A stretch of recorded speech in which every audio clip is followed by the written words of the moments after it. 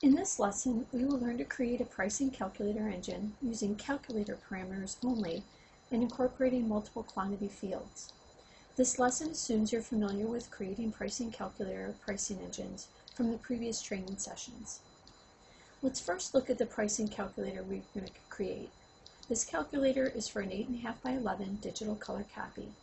In this calculator, I will be applying a per click charge, so I'll be using multiple quantity fields to determine how many total clicks will be used. This calculator will be a little bit more advanced than the other calculators we've created, so I want to give some thought ahead of time on how to set this up. First, I know I need the total number of clicks, so I want to ask for three quantities: number of sets, number of pages in the document, and number of sides.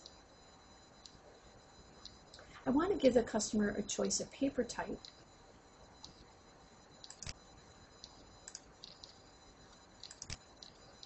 So that's going to be one of my parameters. The price will also be based on the type of paper and how many sheets the job will use.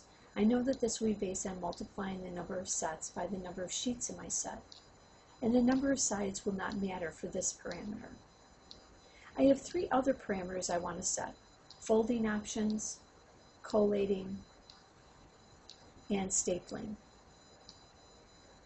I'm also going to need to have a hidden parameter so I can collect money for the total click charges that will happen in the background based on the customer's response to the first three quantities that are entered. So let's go ahead and get started constructing this calculator. Okay, here we are in the administrative area. We're going to go ahead and create a new pricing engine. So we know we need to go to Preferences, Pricing Engines, Create New Pricing Engine, and from our drop-down we will choose Calculator. We're going to go ahead and enter in our name, and we'll use 8.5 by 11 digital copies. And this is a new calculator, so we're going to create a new Excel file by clicking this button here.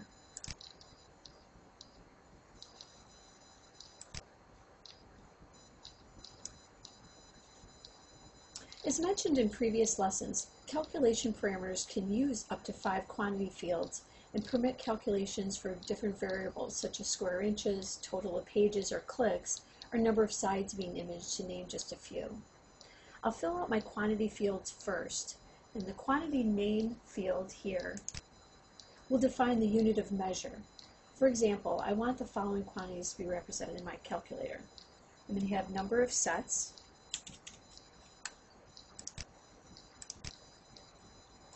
number of pages in each set,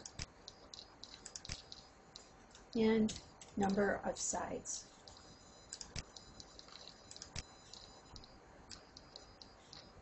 I want to have at least 2 quantities listed here in my options, and I'm going to be allowing arbitrary quantities by assigning a click charge to this amount instead of setting a specific price for each quantity range. So I'm just going to put in 1 and 99,999, and I'll do the same thing for my number of pages in the set. But for number of sides, there are only going to be 2 options. Customer is going to enter either 1 or 2, so I'll go ahead and put in 1 and 2. I added here in my name field a little bit more detailed information for my customer to follow. I entered in number of sides that print enter 1 or 2. The reason for this is, again, I'm going to be using arbitrary quantities. This means that when the customer has when it has the prompt for the quantity, it's not going to be a drop down of 250, 500. It's going to be allowing any arbitrary quantity they want. When I set the calculator up to do that, it will open up all quantity fields to allow arbitrary amounts. So I want to make sure that I am prompting my customer in what I expect from them in this field, either a 1 or 2 for the number of sides.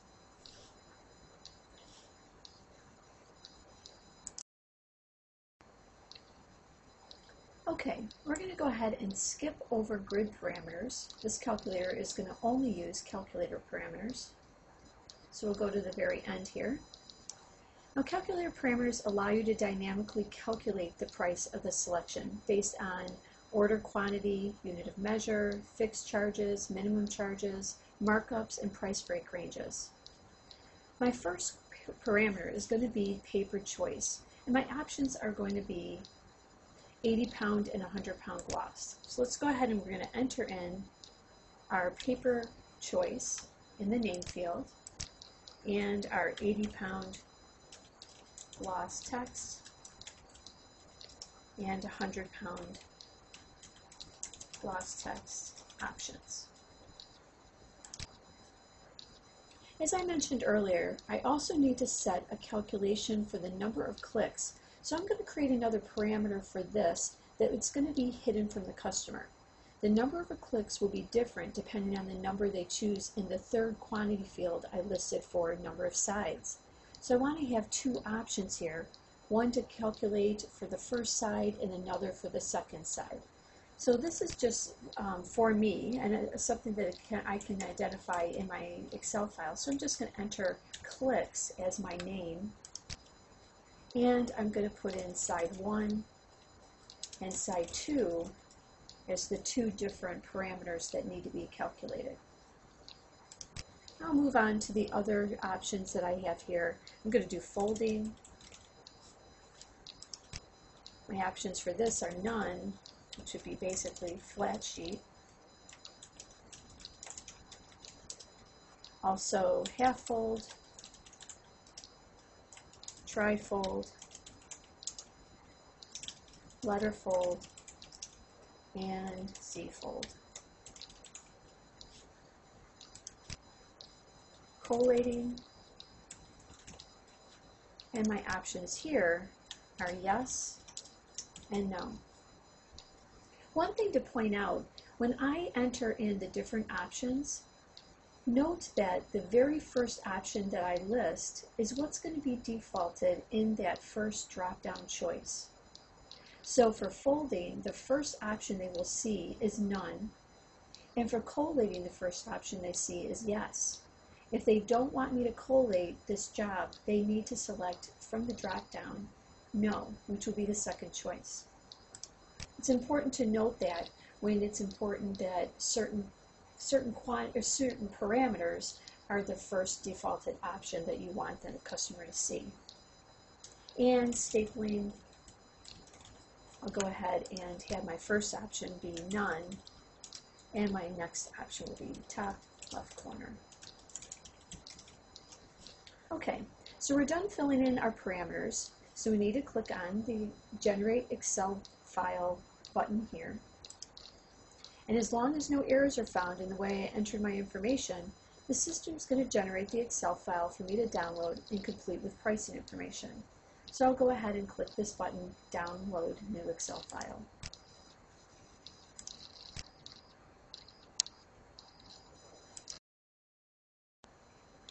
Okay, so here we are looking at the Excel file that the system generated based on the form responses we entered in the previous section. You'll notice here that we don't have any grid parameters being used in this Excel file.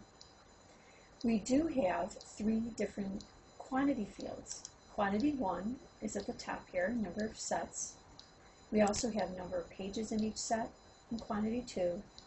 Quantity 3 has number of sides that print. And we're not using quantity 4 or 5. We'll go ahead and set up some of our parameters. First, we'll look at paper choice. In paper choice, I'm giving the option of 80-pound and 100-pound. My price per sheet is going to be different based on the options the customer chooses. And I also want to determine how many sheets are going to be needed. So to do that, I'm going to go ahead and look at 80-pound first. And under my Applies To, I'm going to select Quantity 1 times Quantity 2. So I'm going to look at the number of sets times the number of pages to determine the total number of sheets. And then I'm going to go ahead and set a price based on single unit. And I'm going to do 1 cent per sheet. I'll look at My 100-pound next applies to the same thing. Quantity 1 times quantity 2 will also be single unit. And for my 100-pound, I'm going to do 2 cents. Now, if I'm using integrated shipping options, I also want to make sure that one of my parameters is going to have the per thousand weight of the product be set. Usually, in a calculator like this, paper choice is the smart option here. So based on the different choices of paper, that's going to determine my per thousand weight. I'll go ahead for my 100-pound and set 1 pound, and for my 100-pound, I'm going to set 2 pounds. Okay, so now let's jump to folding. We're going to come back to the click charges later because they will take a little bit more thought. And we'll go ahead and just do the folding, collating, stapling next. So for folding, this is going to be based on quantity 1, which is the number of sets. So I'll leave that at quantity 1. And my first option here, none, flat sheet, I'm not going to have any pricing information entered, so we'll just leave it as is. But my half fold, I've decided that if they want a half fold, I'm going to look at my quantity 1. I'm also going to have it set to a per thousand unit. I'm going to give a setup cost to get this folding set up on in my system. And then I'm also going to have it set to $5. So it's going to be $5 for every 1,000, and I'm also going to have a setup cost of $7. Now my letter fold is a little bit more complicated. The rest of the other folding options are the tri-fold, the letter fold, and Z-fold. So I'm going to set this up a little bit different. I'm going to use per thousand again, $7 set up again, but I'm going to set this to $10. And I'm going to have that the same cost for the rest of the folding options.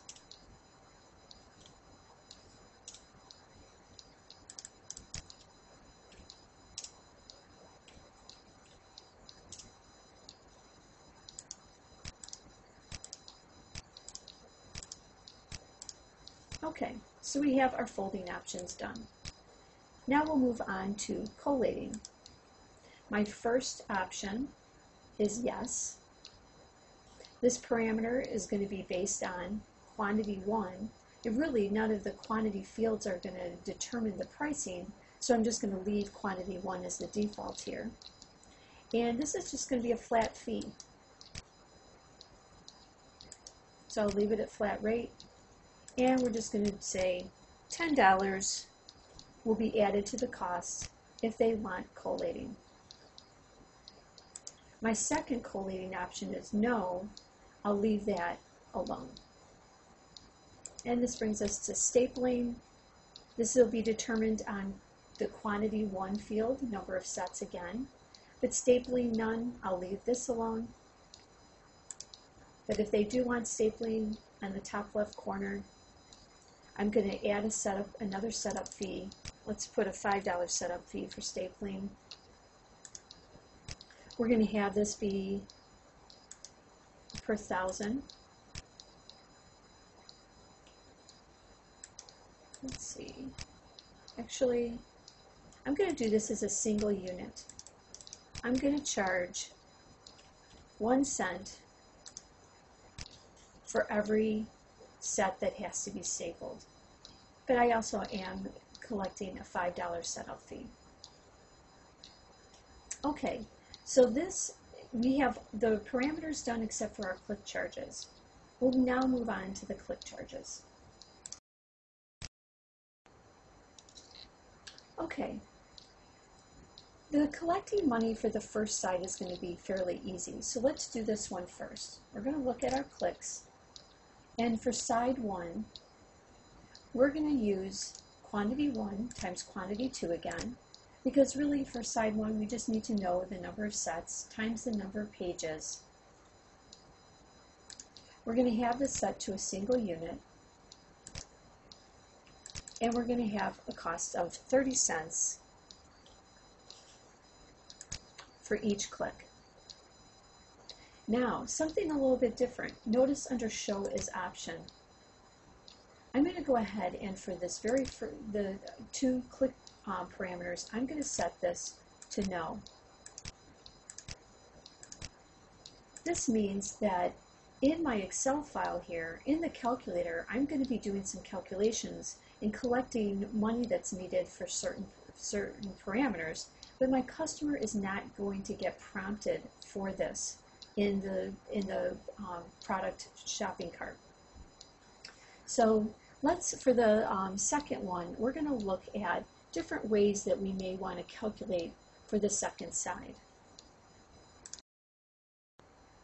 All right, we're going to look at some different ways that we can try and calculate for the second side. The first side was easy. We needed to determine the number of sets, which was quantity 1, times the number of sheets, which was quantity 2. So we did a simple Q1 times Q2, which, as an example, if sets were 20 and number of sheets in the set were 12, it would give us 240 clicks at 30 cents, which would be $72. So that worked really well. Now, if we thought we would want to do the same thing, Q1 times quantity 2, for the second side, we'd end up having 20 times 12, which is 240 clicks, and that would be fine if their response to the quantity 3, the number of sides, was 2, because we'd be collecting money for another 240 clicks. But if they respond to Q3 as 1, I certainly don't want to take more money for clicks that were already going to be considered in the first line. So let's try another one. Let's think, okay, well then we do need to take quantity 3 into consideration. So we think, okay, let's do Q1 times Q2 times Q3.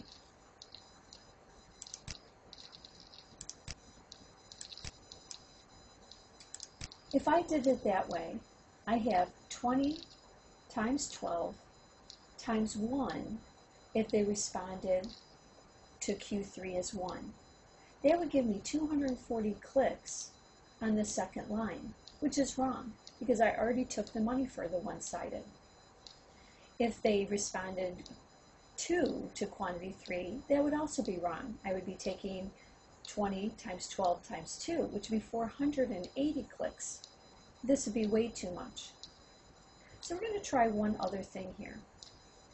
Let's try taking Q3 minus 1 and multiply that by Q1 and Q2.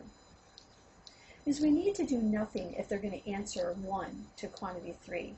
And we just need to take another 240 clicks if they respond to 2 to the Q3 prompt. By doing this, this is what we could get. If they respond to the Q3 as one-sided, we're going to take 1 minus 1, which would be 0. So if they respond that way, we're going to take the 20 times 12 times 0, which is going to be 0 clicks. That's great because we've already collected the 240 clicks in the prompt above. If they respond to Q3 as 2, we'll take 2 minus 1, which will give us 1, and when we multiply that by 20 times 12 times 1, perfect.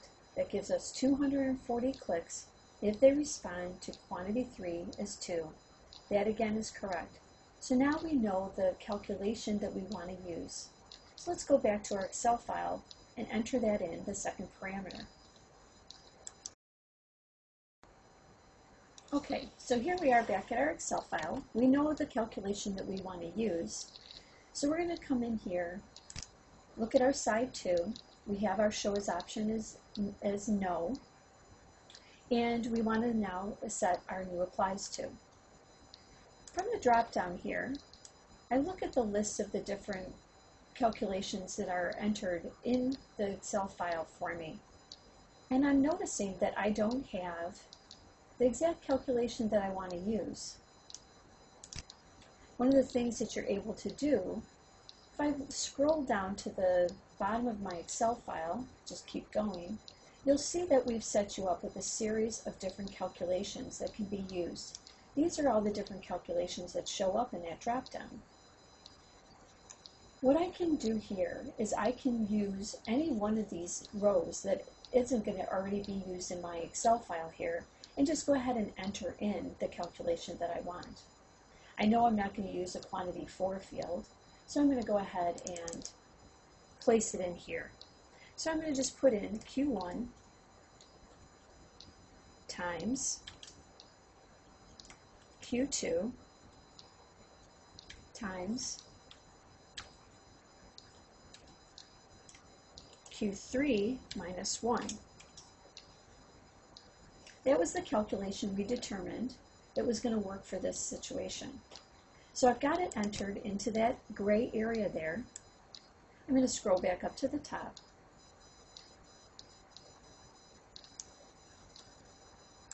And now for my applies to, I can choose quantity 1 times quantity 2 with the Q3 minus 1 option. I'll go ahead and set this to single rate, single unit, and I'm going to have 20 cents on my second side. So there we have our new Excel file all set up. I'm then filling in my pricing information, and as with the other training videos, at this point I want to save this Excel file to my computer. I'll return to the administrative area, find that pricing engine that I was working on, upload this new Excel file, save it, test it, and if everything works as expected, I'll go ahead then and assign it to my product.